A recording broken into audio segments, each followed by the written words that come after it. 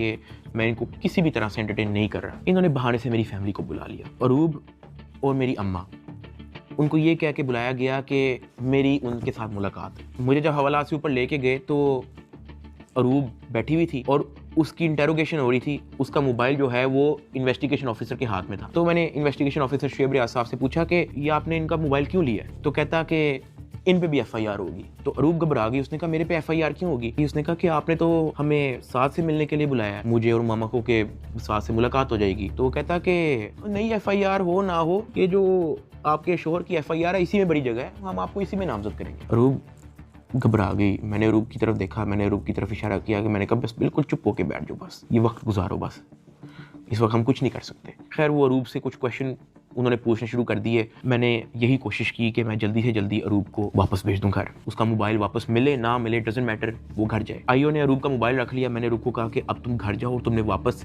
नहीं आना। जब अरूब घर गई है तो उसने जब वकीलों से डिस्कस किया तो वकीलों ने कहा कोई बात नहीं, हम प्री अरेस्ट बेल करवा लेंगे। तो अरूब ने कहा ओके। अगले दिन उन्होंने जाके प्री अरेस्ट बेल करवा ली।